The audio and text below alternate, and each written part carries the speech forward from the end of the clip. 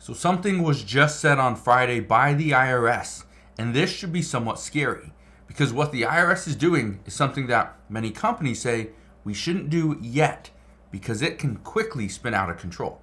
I will address what that is in just a second, but just understand the IRS could be coming after your money, and it might be by mistake. So I'll explain what's going on in just a second. All I ask is if you enjoy these daily updates on the US government, on Congress, and on finances in general, do me a favor, go ahead and hit that like button. It really does help out the channel. Now let's get right down to it.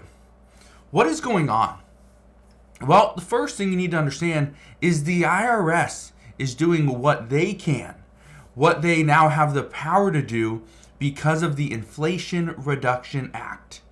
The Inflation Reduction Act, it provided the IRS with $80 billion in additional funding to go after tax cheats, to fund new employees, new IRS agents, which again would go after tax cheats or potential violators.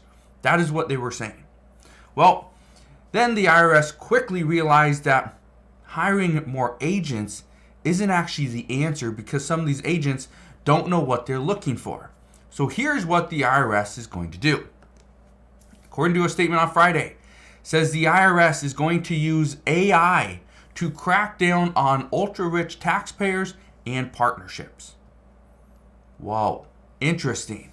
So they're going to use artificial intelligence to figure out who's cheating the system, how are they cheating the system, and how can the IRS get that money.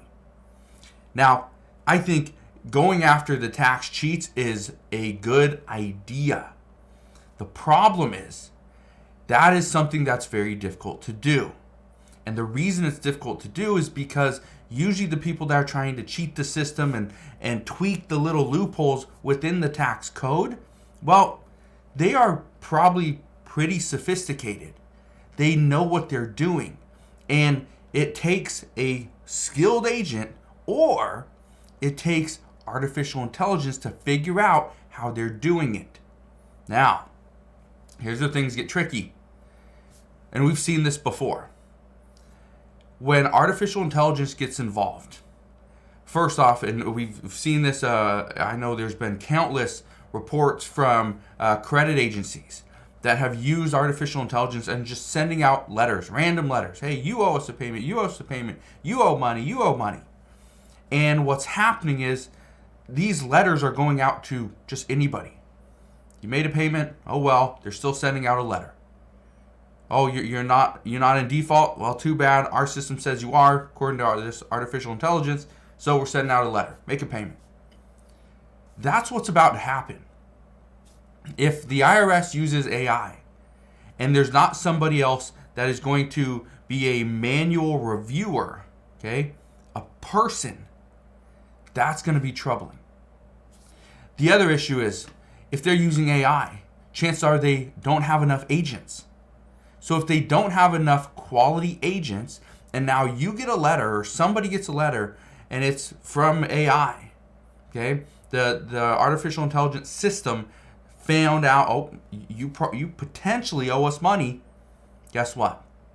You go and call them on the phone, there might not be anybody there. Because again, AI, you can't call them. Okay, I want to read you this though. It says the Internal Revenue Service, the IRS, plans to use artificial intelligence to crack down on tax schemes by wealthy individuals and businesses. This is what the agency said on Friday, which is just 2 days ago.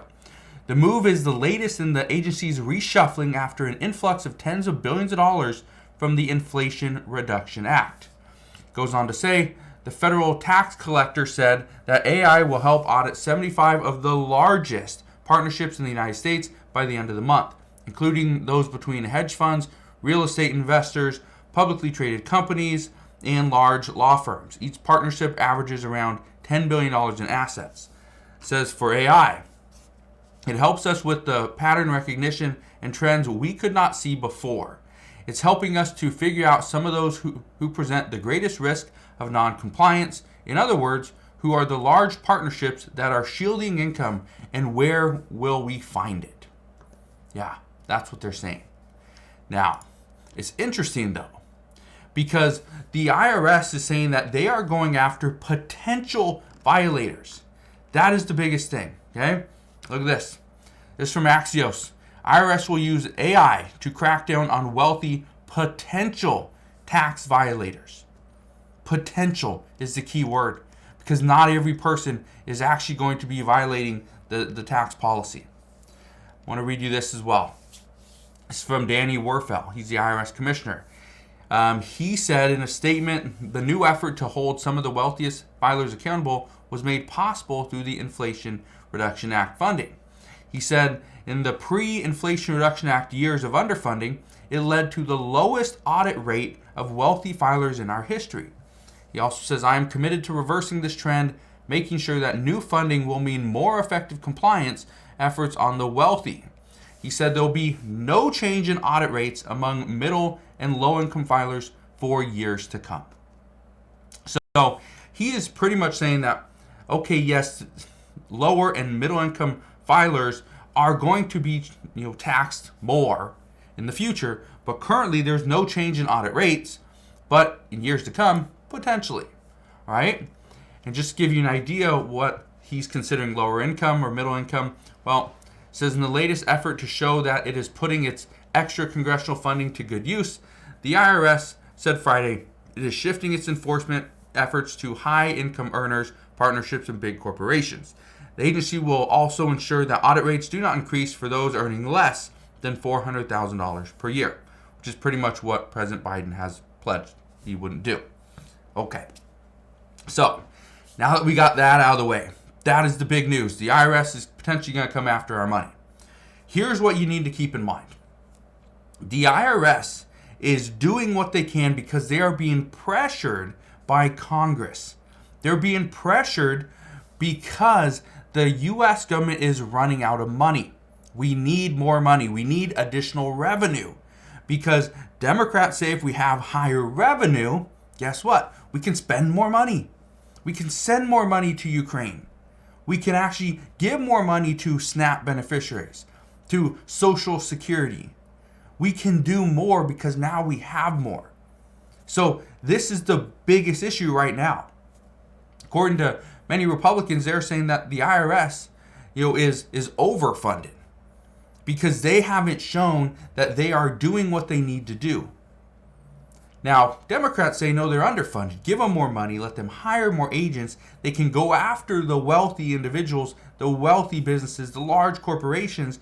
They can go and recoup some of the lost tax revenue. Then we can spend that money.